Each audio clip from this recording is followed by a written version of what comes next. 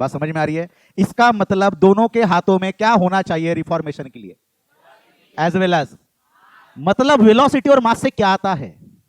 Momentum. और एक चीज आती है बेटा, क्या? एनर्जी। और उस एनर्जी का नाम है कौन सी एनर्जी? Kinetic energy. और काइनेटिक एनर्जी मतलब क्या होता है? बोलो, what is the kinetic energy? Cyclotron. क्या चालू कर रहे हैं अपन? साइक्लोट्रॉन। बेटा ध्यान देना, जो साइक्लोट्रॉन अपन चालू कर रहे हैं, इसके नाम में इसका काम छुपा है, ठीक है?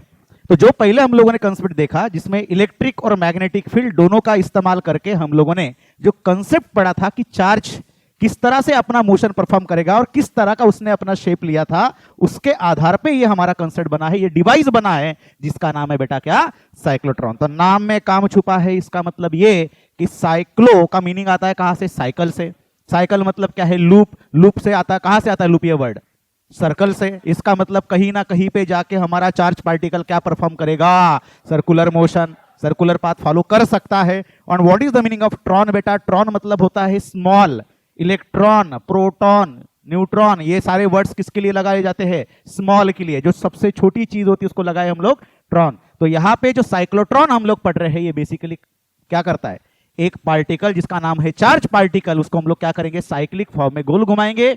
अब ये क्यों करते हैं हम लोग, इसको पहले समझ लीजिए।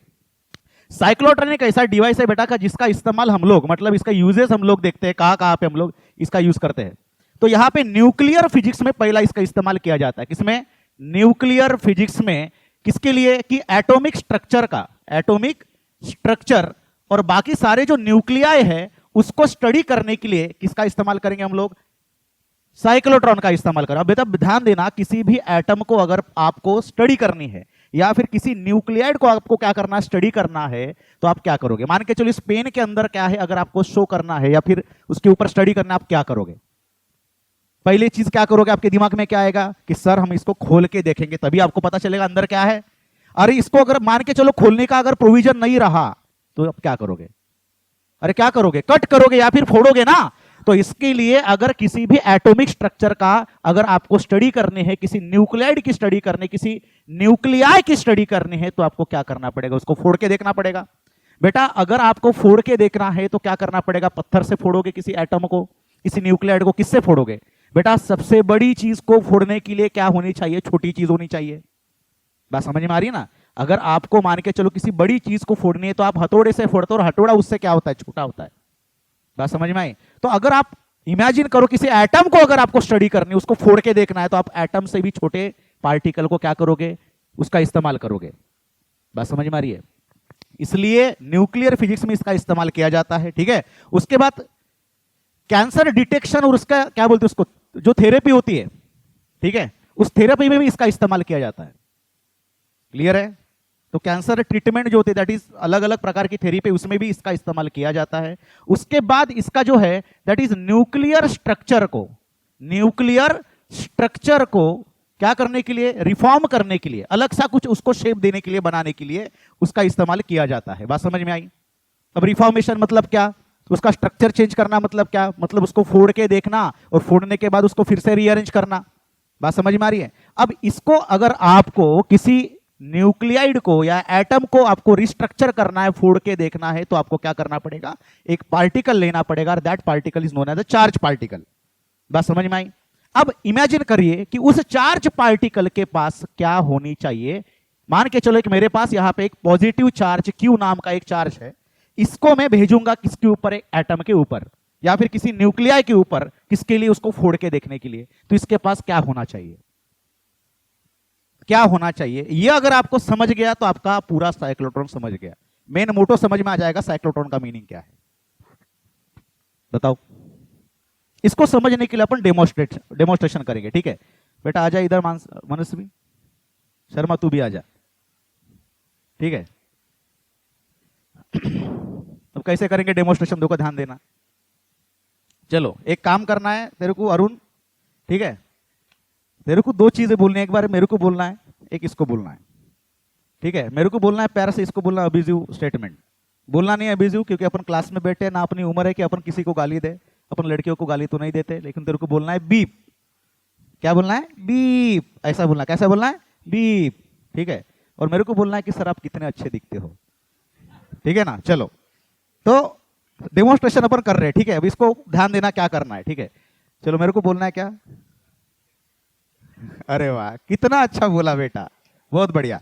चलो अब उसको बोलना है बीप। क्या करेगी बेटा तू? बीप मतलब क्या बोला? तेरे को गाली दिया, क्या करेगा? तेरा रिएक्शन क्या रहेगा? हाँ, अब मैंने हाथ लगाया उसको पैर से। ये कितने किलो का हाथ है? 2.5 किलो का हाथ, ठीक है। मास ज्यादा है ना, तो भी इसको मैंने पैर से किया। अब इसको अगर इसने गाली दिया तो ये क्या करेगी? इसका हाथ कितने किलो का है? 250 ग्राम का है। कितने ग्राम का है? और मेरा कितने किलो का है? 2.5 किलो का। अब 2.5 किलो का हाथ प्यार से लगा, कुछ फर्क पड़ा क्या? अब उसने अगर झापड़ मारा, मार झापड़ फटाक से, चल। इतने प्यार से अरे थोड़ा जोर से मार भाई।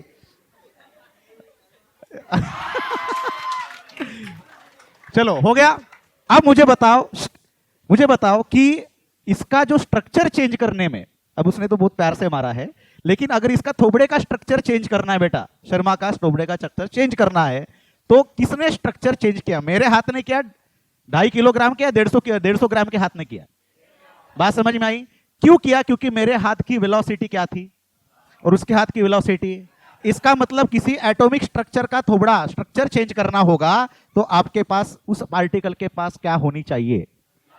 क्या होनी चाहिए? वेलोसिटी। बहुत बढ़िया चीज बोली आपने। अब मान के चलो मान के चलो ये जो पूरा डेमोन्स्ट्रेशन किया इसको पसंद नहीं आया, क्लास के बाहर गया और इसने मेरे को बीप बोला। अब मेरे को सुनाई दिया बेटा, इसने मेरे को बीप बोला। मुझे बताइए, मेरे पास क्या है? मास भी है और वेलोसिटी भी है। अगर मेरा हाथ अगर उतने ही वेलोसिटी से जाए तो मुझे बताओ एटॉमिक स्ट्रक्चर क्या होगा? डेफिनेटली रिफॉर्म होगा या नहीं होगा? बात समझ में आ रही है? इसका मतलब दोनों के हाथों में क्या होना चाहिए रिफॉर्मेशन के लिए? एज वेल एज, मतलब वेलोसिटी और मास से क्या आता है? मोमेंटम। और एक चीज आती है बेटा, क्या? एनर्जी। और उस एनर्जी का नाम है, कौन सी एनर्जी?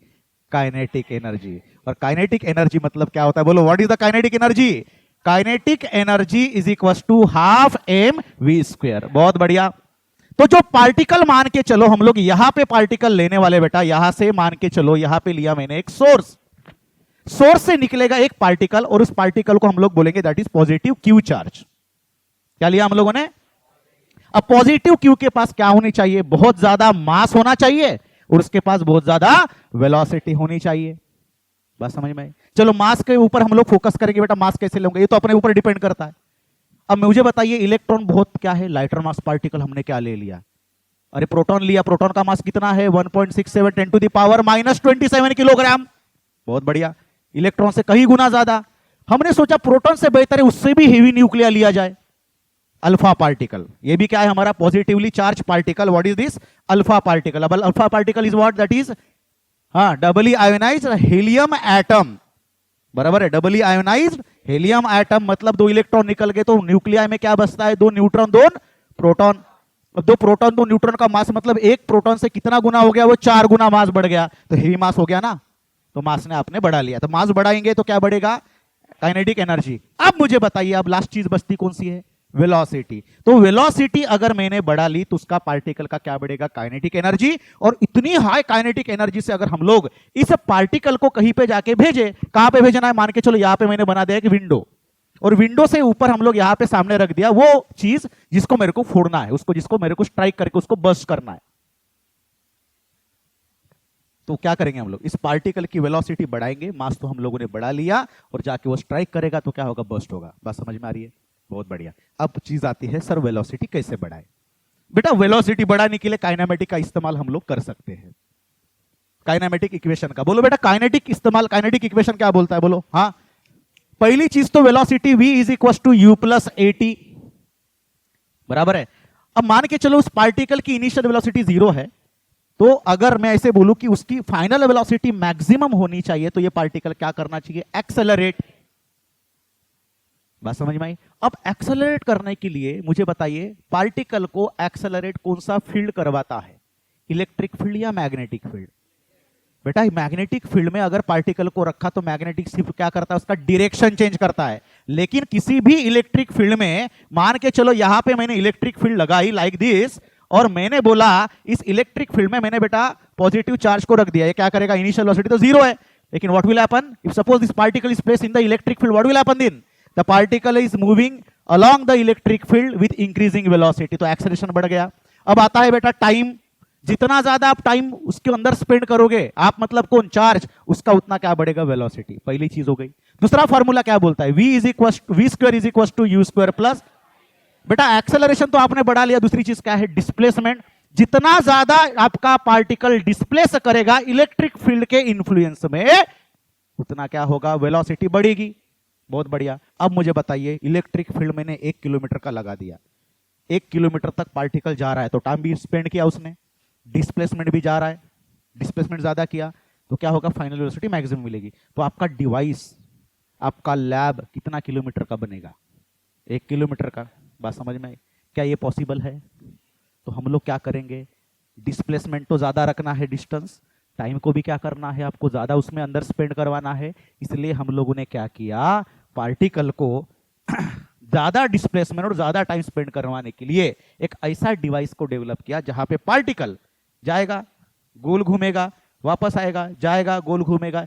जगह पे देखो, अगर इसको मैंने स्ट्रेट बनाया तो लंबा बनेगा, लेकिन जगह पे उसी पार्टिकल को गोल घुमाएंगे तो क्या होगा, डिस्टेंस क्या हो गया, डिस्टेंस कम नहीं हो गया, पार्टिकल ने उतना ही डिस्टेंस कवर किया, लेकिन साइज कैसा हो गया, कम हो गया। अब मुझे बताना है आप लोगों को कि पार्टिकल ने जब यहां पे गोल घूमता है तो उसका डायरेक्शन कौन चेंज करना चाहता है, मैग्नेटिक फील्ड, और उसकी एक्सेलरेशन कौन बढ़ाएगा, इलेक्ट्रिक फील्ड। बहुत बढ़िया, हो गया आपका साइक्लोट्रॉन तैयार।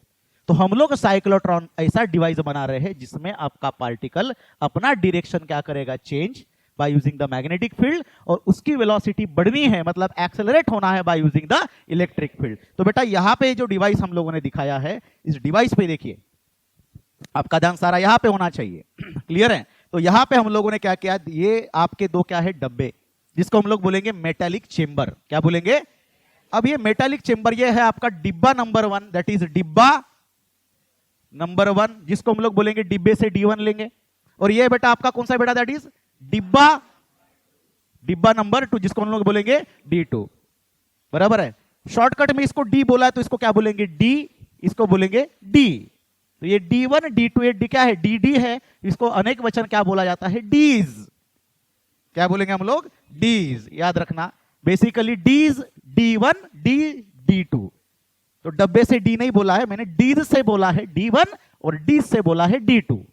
बस समझ में आई? तो ये आपके मेटालिक होलो चेंबर से, याद रखना, अंदर से पूरा क्या है, खोखला है। क्लियर? अब यहां पे ध्यान देना बेटा, बुक दे दो 1 मिनट। ये आपका मेटालिक चेंबर इस तरह से पूरा गोल, जिसको बीच में से काटने के बाद आपके 2 डीज तैयार हो गए। क्लियर है? D1 और D2, D1 और D2 दोनों भी एक अटैच किया। यहां पे आपको देखो सिनोसाइडल वेव की तरह दिख रहा है, that is known as high tension oscillator. क्या है ये? High tension oscillator. यहां पे बेटा हम लोग पोटेंशियल डिफरेंस लगाएंगे, जिसकी वैल्यू दैट इज 10⁴ से लेके 10⁵ वोल्ट तक हो सकती है, which is very high. Clear है? इतना हाई वोल्टेज लगाने के बाद हेवी टेंशन, हाई टेंशन मतलब क्या, बहुत फटाक से उसकी क्या हो रही है, पोलैरिटी चेंज करेगा। मतलब जब ये पॉजिटिव होगा ये नेगेटिव होगा, और उसके बाद ये नेगेटिव और ये क्या बनेगा, पॉजिटिव। बात समझ में आई? तो अगर ये पॉजिटिव है तो ये वाला डी कैसा होगा, पॉजिटिव, और ये अगले ही समय ये क्या बनेगा, पॉजिटिव, और ये नेगेटिव। तो पोलैरिटी क्या हो रही है, चेंज। किसके वजह से? हाई टेंशन ऑसिलेटर के वजह से। बात समझ में आई? अब ये जो दिख रहा है आपको डी के नीचे से मैंने क्या लगाया, एक इलेक्ट्रोमैग्नेट लाइक सोलोनाइड आपको दिख रहा है। क्यों? समझ में आ रहा? और ऊपर एक लगा है दूसरा सोलोनाइड। क्यों? किसके लिए? क्योंकि आपका क्या बनना चाहिए, एक यूनिफॉर्म इलेक्ट्रिक या मैग्नेटिक फील्ड बनाने के लिए। बहुत बढ़िया। तो मैग्नेटिक फील्ड किधर से किधर जा रही है, नॉर्थ से लेके साउथ की ओर जा रही है। सर आप नेचुरल मैग्नेट नहीं इस्तेमाल कर सकते? बिल्कुल कर सकते, कुछ कुछ बुक्स में दिया है, लेकिन इन रियलिटी हम लोग इलेक्ट्रोमैग्नेट इस्तेमाल करते हैं, क्योंकि उसकी मैग्नेटिक फील्ड करंट के हिसाब से हम लोग क्या कर सकते हैं, manage by, because we know the formula of magnetic field, B is equal to mu naught NI। Current को चेंज करेंगे, ऑटोमेटिकली उसकी मैग्नेटिक फील्ड की स्ट्रेंथ भी क्या होगी, चेंज होगी। ये रहा आपका कंस्ट्रक्शन, बहुत ही सिंपल है बेटा। और बीच में लगाए हम लोगों ने क्या, source with generating the charge, and we have the window. यहां से जो बाहर निकलेगा वहां पे विंडो रहेगा, और यहां पे रहेगा हमारा क्या, target. This is simple construction, किसका, साइक्लोट्रॉन का। समझ में आया? चलो आगे बढ़े बेटा। क्लियर है? अब हम वर्किंग की तरफ ध्यान देते हैं। वर्किंग की तरफ ध्यान देना, और ये चीज बहुत इंपॉर्टेंट है जो आपके कंसेप्ट को दर्शाता है कि आपका कंसेप्ट कितना स्ट्रांग बना है। क्लियर है? अब देखो ध्यान देना, ये हम लोग ये समझ के चलिए कि इसके तरफ एक ध्यान देना है आपको। ये जो आपकी रही ये क्या है आपका डी, इस तरह से प्लेन है, और आपका देखो डॉट निकला है, what is this dot indicate, that is magnetic field, magnetic field बाहर निकल रहा है। बात समझ में आई? तो अगर मैंने यहां पे लगा ये पॉजिटिव और नेगेटिव बन गया हाई टेंशन ऑसिलेटर, तो ये क्या बनेगा, प्लस प्लस प्लस प्लस बनेगा, और ये क्या बनेगा बेटा, माइनस, बराबर है। तो इलेक्ट्रिक फील्ड कहां पे बनेगी, इलेक्ट्रिक फील्ड बेटा यहां पे बनेगी, लाइक दिस। यहां पे क्या फॉर्म होगा, इलेक्ट्रिक फील्ड पॉजिटिव से लेके नेगेटिव की तरफ। तो मुझे बताइए इलेक्ट्रिक फील्ड ई बार और आपका बाहर निकल रहा हुआ मैग्नेटिक फील्ड बी बार, दोनों भी कैसे है, परपेंडिकुलर टू ईच अदर। ये बात समझ में आई? बहुत बढ़िया, ठीक है। तो हमारा मोटो भूलना नहीं है। मोटो क्या है हमारे आज के लेक्चर का मेन मोटो, क्या, वो चार्ज पार्टिकल का क्या बढ़ाना, काइनेटिक एनर्जी को बढ़ाना। तो काइनेटिक एनर्जी कैसे बढ़ेगी, मास बढ़ने से, और वेलोसिटी, मास तो बढ़ा लिया, तो हम लोग क्या करने वाले हैं, वेलोसिटी बढ़ा रहे हैं, इसको भूलना नहीं है। क्लियर है? आई होप सबको समझ में आ रहा है हम लोग क्या करने जा रहे हैं। क्लियर है? चलो आगे बढ़े। तो बेटा इसको ध्यान देना है, ये जो आपका डिवाइस है ये आपका ऐसा है, इस तरह से, that is plane to the magnetic field, perpendicular to the magnetic field. Clear है? चलो आगे बढ़ेंगे। अब ध्यान देना, जैसे ही यहां से क्या निकला, आपका चार्ज निकला, कौन, अल्फा पार्टिकल या फिर प्रोटॉन, क्या है ये, heavy mass particle which is positive. उसके समय हम लोगों ने क्या किया, इसकी फ्रीक्वेंसी क्या कर ली, सेट कर ली। ठीक है।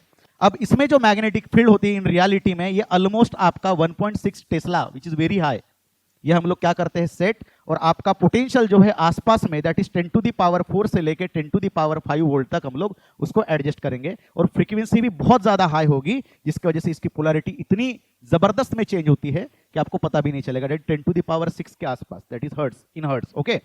अब यहां पे क्या हुआ बेटा, ध्यान देना, जैसे हम लोगों ने क्या किया, इसको चालू कर दिया, पूरा बटन को चालू किया, यहां से क्या निकला, एक चार्ज निकला। चार्ज कहां से निकल रहा है, सोर्स से निकल रहा है। सोर्स हो सकता है थर्मोनिक इमिशन से हो, जैसे इलेक्ट्रॉन जैसे निकलता है, वैसे हम लोगों ने कुछ प्रोविजन किया और वहां से इलेक्ट्रॉन को निकाल दिया। इलेक्ट्रॉन को निकालने के बाद क्या रहेगा, हमारा अल्फा पार्टिकल, हीलियम के पास में क्या रहेगा, अल्फा, वो अल्फा पार्टिकल को हम लोगों ने बाहर खींचा।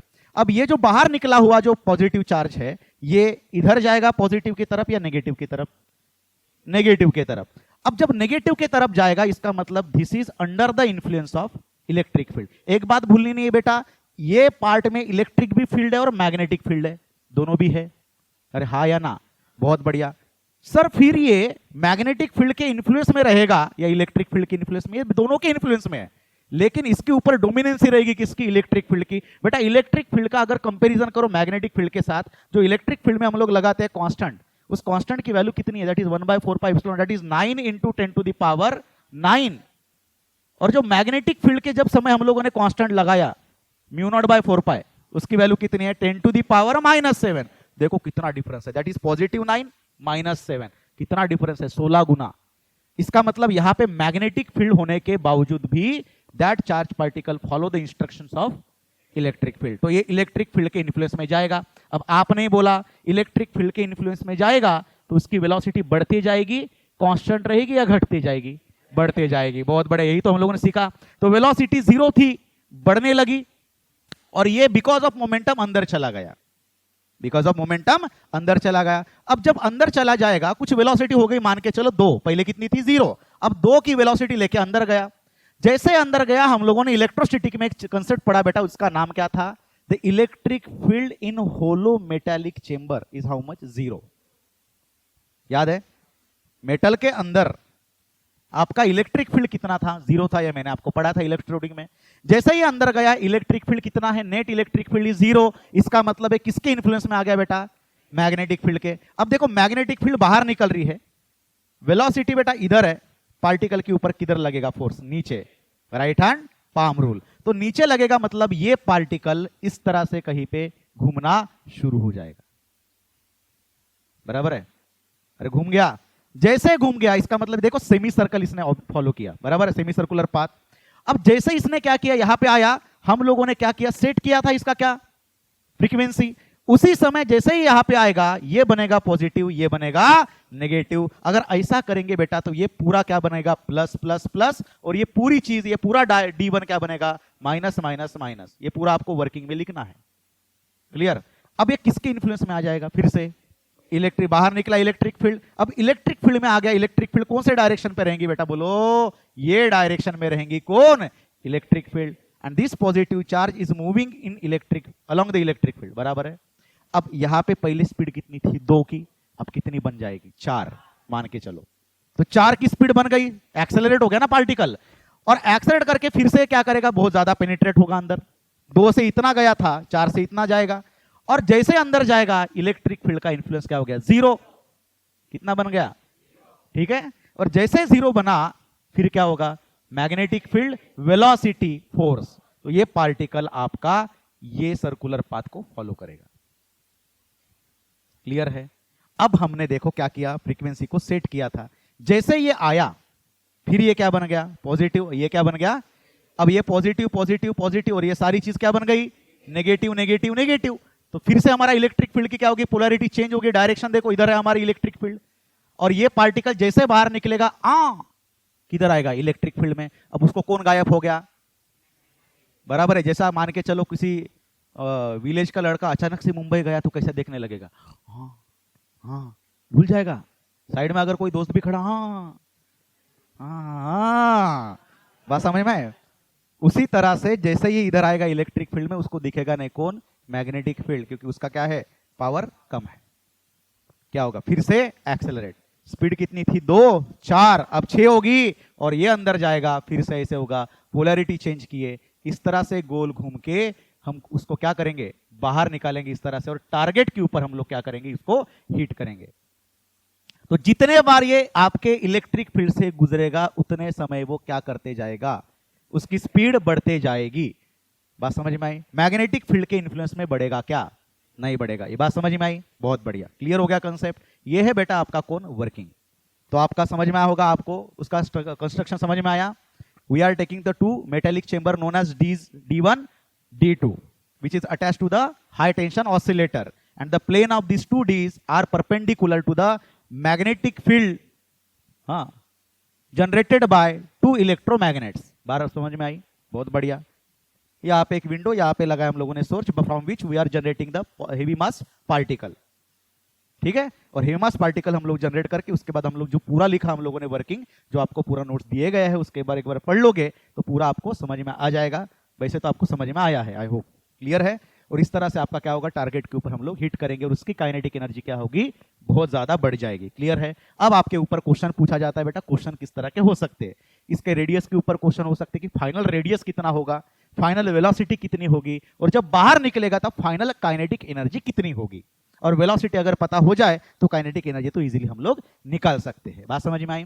चलो बेटा ध्यान देना। अब सबसे इंपॉर्टेंट चीज आती है बेटा यहाँ पे कि एक सेमी सर्कुलर पाथ फॉलो करने के लिए जितना टाइम लगता है वो time t is equal to हम लोग लिखेंगे pi m by Q B, क्योंकि हमको पता है capital T is equal to twice small t, मतलब क्या होगा, twice pi m by Q B. पूरा आपका सर्कुलर पाथ फॉलो करने के लिए अब आपके दिमाग में आया होगा कि सर यहां से निकला पार्टिकल, यहां पे तो सर्कल नहीं दिख रहा है, थोड़ा आगे निकल गया।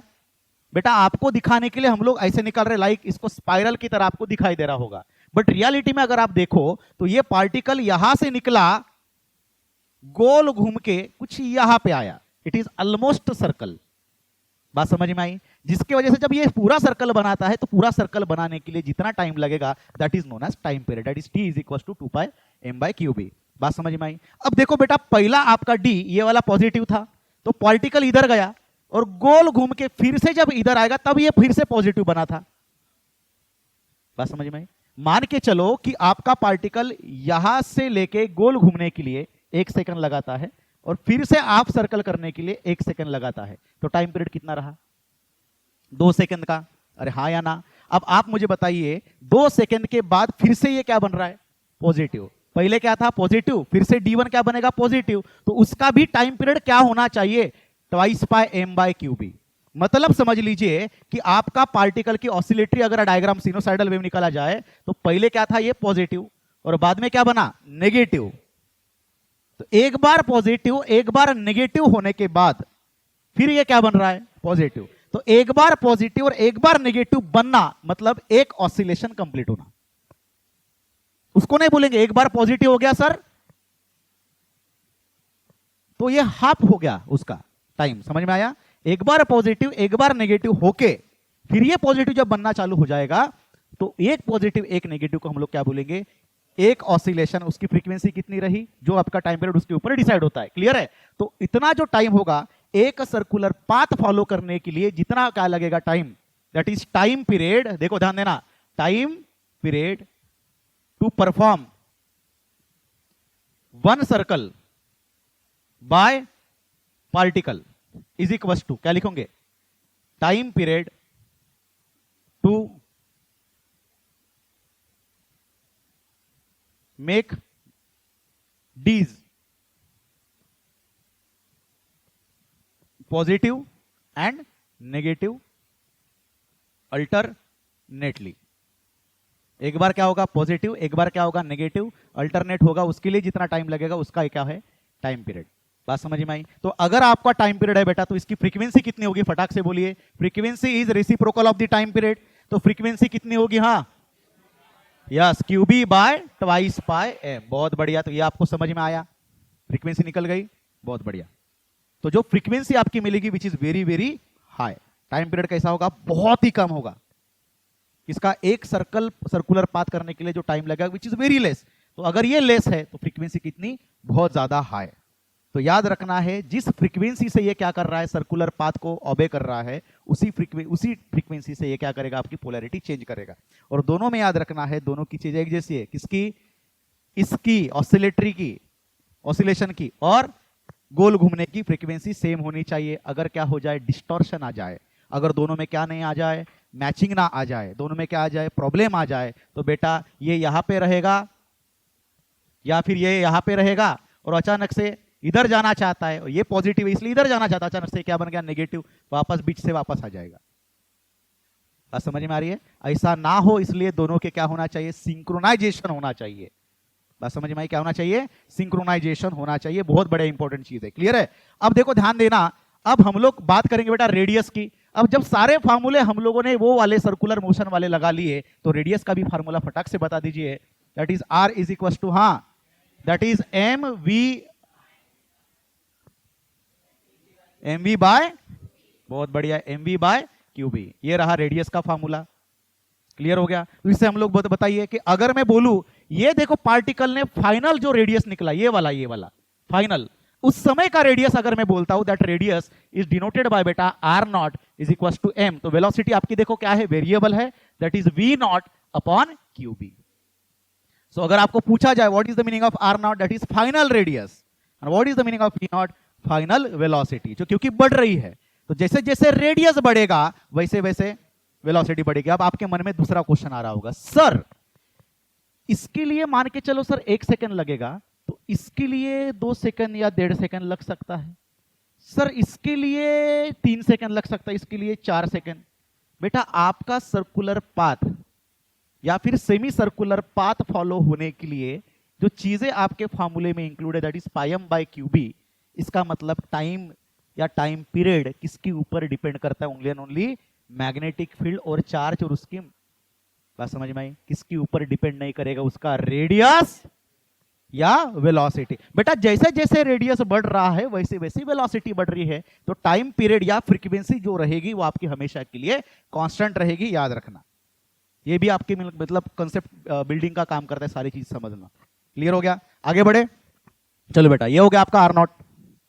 ओके, वी नॉट भी निकाल लीजिए, what is the meaning of V not, हाँ R not Q B by M, बहुत बढ़िया। सर वेलोसिटी निकली, इसका मतलब हम लोग डेफिनेटली क्या निकाल सकते हैं अभी, काइनेटिक एनर्जी। तो बोलो वही हम लोग चीज जो ढूंढ रहे थे अभी तक, kinetic energy is half M V square, बहुत बढ़िया, हाफ एम वी की वैल्यू बताइए, वी नॉट लिखता हूं क्योंकि फाइनल वेलोसिटी रहनी चाहिए बेटा, V not is what, R not Q B by M whole square. So बोलो बेटा kinetic energy equals to half M R not square Q square B square by M square, M से M cancel, तो आपकी kinetic energy का formula मिला half Q square B square by M into R not square. ये बड़ा ही important formula है, याद रखना, इसको भूलना नहीं। इसके ऊपर आपके क्या रह सकते हैं, क्वेश्चंस, न्यूमेरिकल्स रह सकते हैं। क्लियर हो गया कंसेप्ट? आगे बढ़े, चलो बेटा ध्यान देना एक दूसरी चीज, अब यहां पे काइनेटिक एनर्जी का एक दूसरा फॉर्मूला भी बन सकता है। काइनेटिक एनर्जी जैसे जैसे आपका पार्टिकल आगे बढ़ रहा है, जैसे जैसे रेडियस बढ़ रहा है, क्या काइनेटिक एनर्जी बढ़ रही है या घट रही है?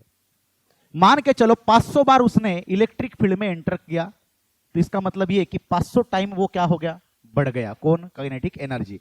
क्या मैं ऐसे बोले कि सिंपल सा मैकेनिक्स का कंसेप्ट बताइए, अगर इस चीज को मैंने ऊपर उठाई बेटा इस तरह से, तो क्या मैंने गेन किया? पोटेंशियल एनर्जी को गेन किया। जैसे नीचे छोड़ेंगे, कौन बढ़ेगा? काइनेटिक एनर्जी बढ़ेगा। कौन घटेगा? इसका मतलब आपकी क्या बढ़ रही है? काइनेटिक एनर्जी बढ़ रही है। तो अल्टीमेटली हम लोग ये बोल सकते हैं कि पोटेंशियल एनर्जी घट रही है। That is a kinetic energy gain by particle equals to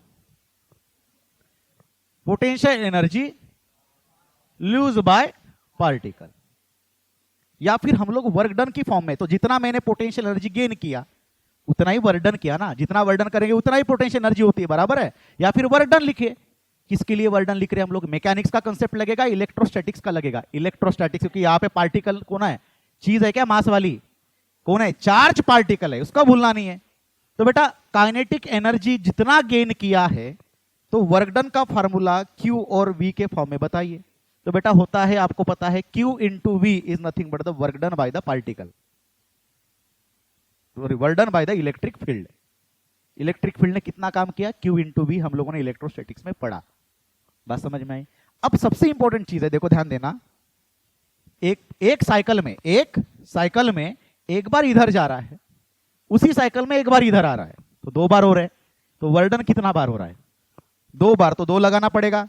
और हम लोग किसकी बात कर रहे हैं? कौन से काइनेटिक एनर्जी की बात कर रहे हैं? ये 2-3 साइकिल के बाद या F टाइम होने के बाद? इसका मतलब काइनेटिक एनर्जी भी कितने टाइम्स बढ़ेगी? F टाइम बढ़ेगी। तो यहां पे मैंने क्या लिया? That is F। तो काइनेटिक एनर्जी का ये भी बड़ा इंपॉर्टेंट फार्मूला है, twice F Q into V। तो what is the V? Electrostatics का कंसेप्ट लगा रहे, वेलोसिटी नहीं है। What is this? Potential difference created by electric field. बेटा 2 प्लेट के बीच में जो क्या बनेगा? पोटेंशियल डिफरेंस बनेगा। That is what? We are DV हम लोग लिखते हैं, याद होगा। अब किसी के मन में आया, यहां पे बेटा होगा, किसी के मन में आया लेकिन बोल नहीं पा रहा है, कौन सी चीज?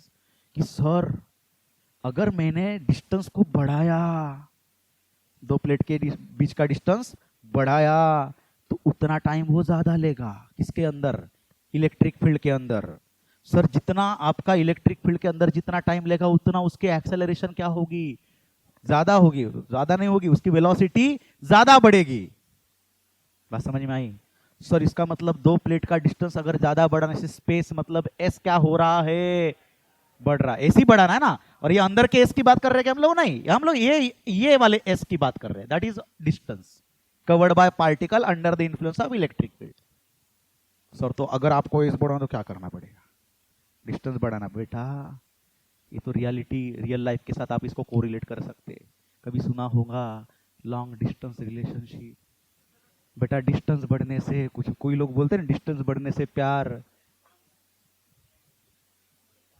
हाँ, दूर हो जाओ मेरे नजरों से, क्या होगा? धीरे धीरे उसकी इंटेंसिटी डिक्रीज होने लगेगी। बात समझ में आ रही है? बेटा हमने क्या पढ़ा है? Electric field is equal to DV by D R. ये बात समझ में आई? अरे बेटा E is inversely proportional to D R. तो जैसे जैसे R बढ़ेगा वैसे वैसे इलेक्ट्रिक फील्ड की इंटेंसिटी घटेगी। इसका मतलब ये कि आप ऑप्टिमम रेंज में ही रखना पड़ेगा इसको, 2 प्लेट के बीच के डिस्टेंस को। तो पूछा जा सकता है कंसेप्चुअल पार्ट में, बोर्ड में ये वाला क्वेश्चन, क्या पता नीट में पूछा जाए। तो कंसेप्ट आपका क्लियर होना चाहिए, समझ में आए ये चीज? तो आप एक ऑप्टिमम एक उसके उतने ही रेंज के अंदर रख सकते हो। बात समझ में आई? तो इसका मतलब सर इसके कुछ लिमिटेशन हो सकते हैं। सर वो भी हमको लिमिटेशंस बता दीजिए। और बेटा बड़ी इंपॉर्टेंट चीज है ये लिमिटेशन, ये भी पूछा जा सकता है। पहली चीज लिमिटेशन की सुनो, लिमिटेशन इन अ साइक्लोट्रॉन। पहली चीज तो यहां पे क्या, यहां पे आप न्यूट्रॉन या फिर न्यूट्रल पार्टिकल यूज कर सकते हो क्या? न्यूट्रॉन आपका पार्टिकल आप यूज कर सकते हो क्या? अरे हाँ या ना? बिल्कुल बढ़िया। क्यों? क्योंकि न्यूट्रॉन को क्या आपका इलेक्ट्रिक फील्ड करेगा। बेटा इलेक्ट्रोस्टैटिक्स में हमने क्या पढ़ा? चार्ज कितने तरह के होते हैं? 2, एक पॉजिटिव और एक नेगेटिव। तीसरा होता ही नहीं है। अगर किसी ने बोला बेटा न्यूट्रॉन भी क्या है, चार्ज पार्टिकल है, वो चार्ज पार्टिकल नहीं है। जब तक आप ऐसे बैठे हो आप भी क्या हो, न्यूट्रल हो। जिंदगी में आप जैसे अभी तक बैठे हो ऐसे करके, अब अगर आप देख रहे हो सिर्फ क्लास को समझ में कुछ नहीं आ रहा है, बैठे हो आप न्यूट्रल हो। आपने अपना सर खुजा लिया तो आपने इलेक्ट्रॉन को निकाल दिया, तो आप क्या बन गए, चार्ज्ड बॉडी। तो इसके दो मीनिंग निकल रहे हैं मैं जो बोल रहा हूं। आप जिंदगी भर बैठे रहो, कुछ ना करो, न्यूट्रल। आप भागना चालू कर दो, अपना सर खुजाना चालू कर दो, अपना दिमाग लगाओ, दैट इज चार्ज। समझ में आ रहा? और चार्ज को बहुत महत्व है बेटा, न्यूट्रल को कुछ महत्व नहीं है। समझ में आ रही मैं बात क्या बोलना चाहता हूं, उसको समझ लो। तो न्यूट्रॉन जो है ये आप इसमें इस्तेमाल नहीं कर सकते, भले इसका मास बहुत ज्यादा हाई है। इसका मास किसके बराबर है, प्रोटॉन के मास के बराबर है, तो भी नहीं इस्तेमाल कर सकते। बेटा दूसरी एक चीज है जो आइंस्टाइन साहब ने बताई। Einstein special theory of relativity में बताई। किसने? आइंस्टाइन साहब ने। उन्होंने क्या बोला, कोई भी पार्टिकल अगर स्थिर है, स्तब्ध होगा, मोशन नहीं कर रहा, तो उसका मास मास है, that is called rest mass. लेकिन वो पार्टिकल अगर भागना शुरू कर दे, मोशन परफॉर्म करे, तो उसका मास चेंज होता है। और उनका मास उन्होंने फार्मूले से दिया, m is equal to M naught upon under root of 1 minus V square by C square. What is the meaning of M naught बेटा? इसको बोलेंगे हम लोग रेस्ट मास। क्या बोलेंगे? और m होता है that is known as actual mass, जो पार्टिकल मोशन करते समय उसको प्राप्त होता है। इसका मतलब यूनिवर्स में आपका जो मास दिया है which is not a constant part. Wait तो जैसे जी चेंज होने से वेट चेंज होता है, वैसे ही मास भी चेंज होता है। किससे? पार्टिकल के मोशन से। ये मॉडर्न फिजिक्स में वगैरह इसके ऊपर हम लोग डिस्कस करेंगे, फिलहाल तो समझ लीजिए। मतलब अगर आप स्थिर हो, स्तब्ध हो, तो इसका आपका मास कितना, एम नॉट के बराबर होगा। समझ में आई बात? तो क्यों होगा, मतलब एम की वैल्यू किसके बराबर, एम नॉट। कैसे हो गया सर? क्योंकि आपकी वेलोसिटी कितनी और सी क्या है, speed of light. Speed of light कितने, 3 × 10⁸ मीटर पर second, which is very very very high.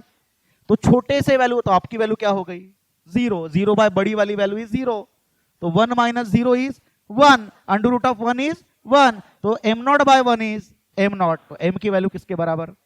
अब आप समझ लीजिए, एक इमेजिन करिए, कोई ऐसा पार्टिकल जिसका मास चेंज होगा, किसके वजह से, v के वजह से। क्योंकि आप इतनी वेलोसिटी इसकी बढ़ा रहे हो, बढ़ाते बढ़ाते बढ़ाते क्या हुआ, सुन लो अच्छे से, बहुत बढ़िया कहानी बता रहा मैं। आपकी वेलोसिटी बढ़ाते बढ़ाते क्या होगी, इतनी बढ़ गई कि इमेजिन करिए उसकी वेलोसिटी, मान के चलिए आपकी वेलोसिटी किसके बराबर है, c क्या है आपका, वेलोसिटी ऑफ लाइट 3 × 10⁸। आपकी वेलोसिटी बन गई कुछ मान के चलो 2 × 10⁸। 10⁸ 10⁸ कैंसल, 2/3 इज हाउ मच, कुछ आएगा 0 point something. 1 minus 0 point something is something, तो under root of 0 point something is under root के बाहर निकला 0 पॉइंट समथिंग, क्या वो 1 रहेगा, नहीं। तो m नॉट को मैंने 0 पॉइंट समथिंग से अगर डिवाइड करेंगे तो m की वैल्यू बढ़ी या घटी, बढ़ गई। अरे 1 से डिवाइड किए होते तो उतना ही होता, 10 से डिवाइड किए होते बड़ी होती, सॉरी घटी होती। और आप 1 से छोटे वैल्यू से डिवाइड करेंगे तो m की वैल्यू बढ़ेगी। मतलब जैसे जैसे पार्टिकल का वेलोसिटी बढ़ेगी, आप यान पे बैठ गए, आप स्पेसक्राफ्ट में बैठ गए और आप यूनिवर्स में भाग रहे हो जोर से, और आपकी स्पीड आपने ऑलमोस्ट अचीव कर ली वेलोसिटी ऑफ लाइट के, विच इज इम्पॉसिबल। फिलहाल तो इतनी अचीव कर ली बेटा कि आपका मास क्या होगा, धीरे धीरे बढ़ने लगेगा। क्लियर है? 1 minus V square by C square. तो आपको क्या समझ में आया, वेलोसिटी बढ़ गई तो मास बढ़ गया। बेटा फ्रीक्वेंसी का फार्मूला बताओ क्या है। अरे फ्रीक्वेंसी का देखो, QB बाय ट्वाइस m, तो मैं क्या ऐसे लिखूं, frequency is inversely proportional to m। बेटा आपका मास बढ़ रहा है ना, तो फ्रीक्वेंसी क्या होगी, किसकी, हाई टेंशन ऑसिलेटर की या आपके चार्ज पार्टिकल के गोल घूमने की, चार्ज पार्टिकल के गोल घूमने की फ्रीक्वेंसी चेंज हो रही है। किसके वजह से, पार्टिकल की वेलोसिटी बदलने से मास बदल रहा, मास बदलने से फ्रीक्वेंसी। लेकिन बेटा आपने इसकी फ्रीक्वेंसी क्या कर ली थी, कांस्टेंट रखी थी। मान के चलो इसकी फ्रीक्वेंसी आपने रखी कितनी, 100, और आपके पार्टिकल की गोल घूमने की फ्रीक्वेंसी घट गई, उसकी बन गई 99। अरे क्या होगा, दोनों में सिंक्रोनाइजेशन होगा क्या, तो पार्टिकल क्या होगा, आउट ऑफ द बॉक्स फेंका जाएगा, कुछ ना कुछ डिस्टॉर्शन आएगा। तो इसके लिए उसको एडजस्ट करने के लिए बी जो है दैट इज मैग्नेटिक फील्ड को क्या करना पड़ता है, हर बार एडजस्ट करना पड़ता है। क्या करना पड़ता है? एडजस्ट, याद रखना है, हर बार क्या करना पड़ता है? एडजस्ट। क्लियर है? जिसको हम लोग क्या बोलेंगे? सिंक्रोट्रॉन। तो सिंक्रोट्रॉन लगा के हर बार मैग्नेटिक फील्ड को एडजस्ट करेंगे, कि जिसके वजह से देखो मैग्नेटिक फील्ड को एडजस्ट करेंगे, क्योंकि मास आपका क्या हो रहा है? चेंज। भले ही आपका मास बढ़ेगा तो मैग्नेटिक फील्ड को भी क्या करेंगे? बढ़ाएंगे, जिसकी वजह से फ्रीक्वेंसी क्या रहेगी? कांस्टेंट। किसकी? मूविंग चार्ज की। बात समझ में आई? तो ये आपका क्या है? एक लिमिटेशन है। थर्ड नंबर का लिमिटेशन याद रखो, ये भी बड़ी इंपॉर्टेंट चीज है। सर हम लोग इलेक्ट्रॉन इस्तेमाल नहीं कर सकते हैं क्या? बिल्कुल इस्तेमाल कर सकते हो, नो डाउट, लेकिन इलेक्ट्रॉन का इस्तेमाल हम लोग नहीं करेंगे। इसके पीछे का रीजन यही है, इलेक्ट्रॉन का मास इतना कम है, इतना कम है, जितना वेलोसिटी देखो, वेलोसिटी देखो कहां पे दिख रहा है?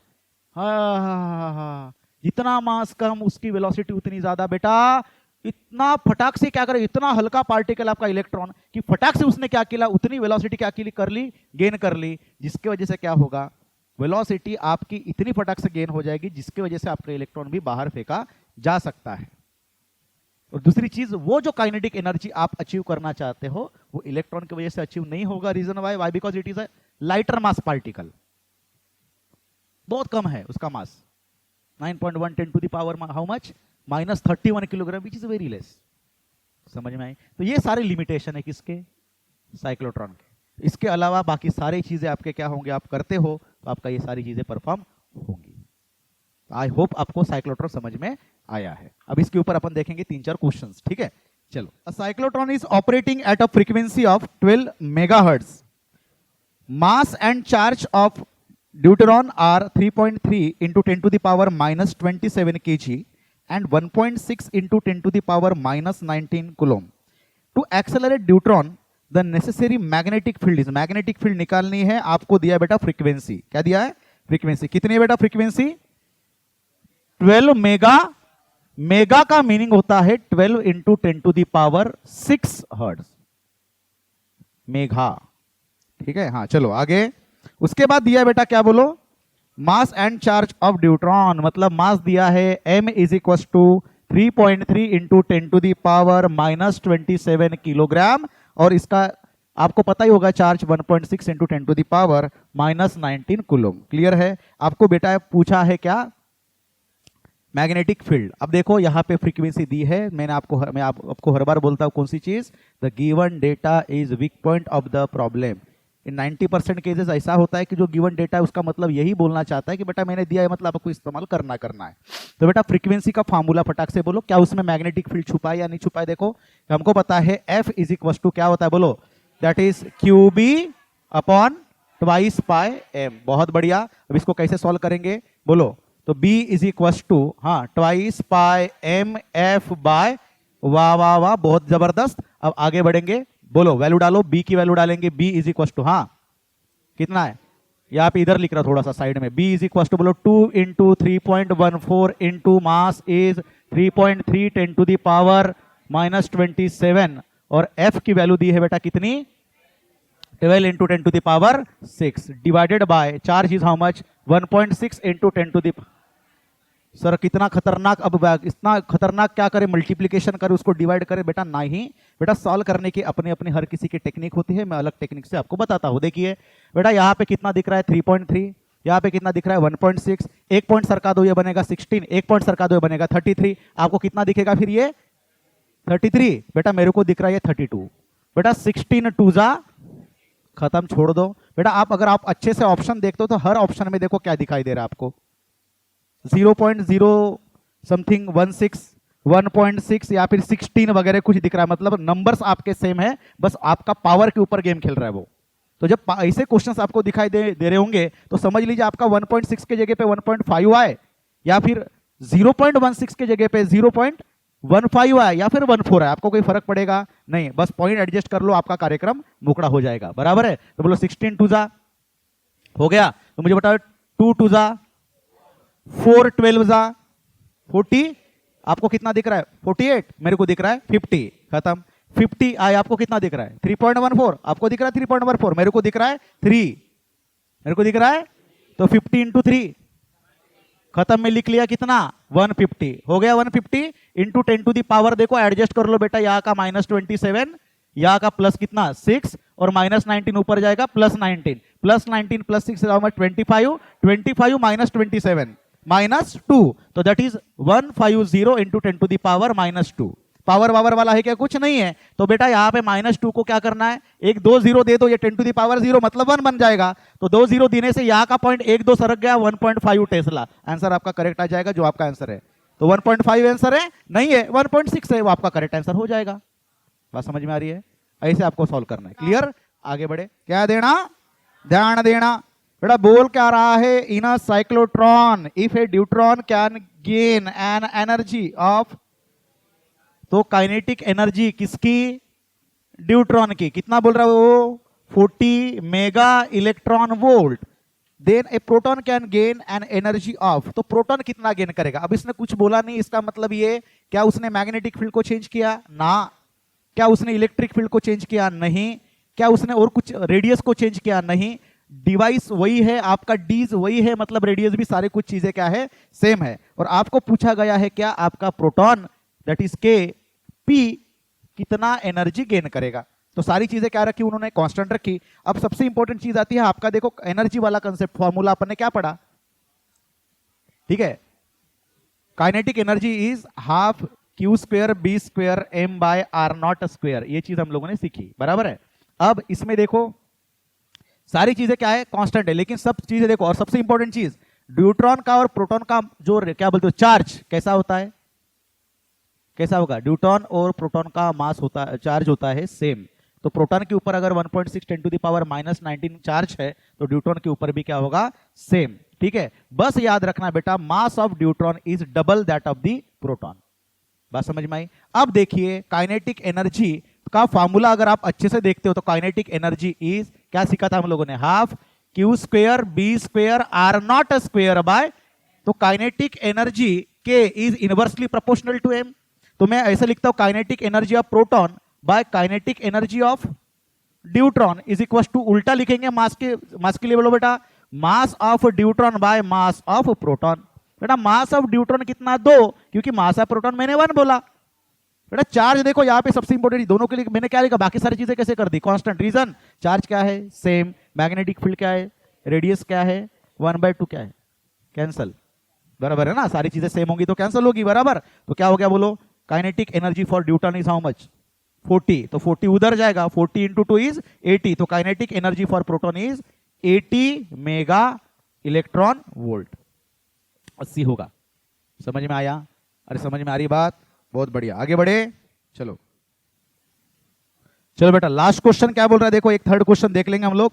ए proton and an alpha particle follows the same circular path in a transverse magnetic field, their kinetic energy are in the ratio. ठीक है, वही चीज फिर से। ठीक है, अब इसने स्पेसिफाई नहीं किया, लेकिन जब क्वेश्चन पूछा जाएगा पेपर में तो स्पेसिफाई करेंगे कि साइक्लोट्रॉन का क्वेश्चन है, साइक्लोट्रॉन में ये सारी चीजें दी हुई है। क्लियर?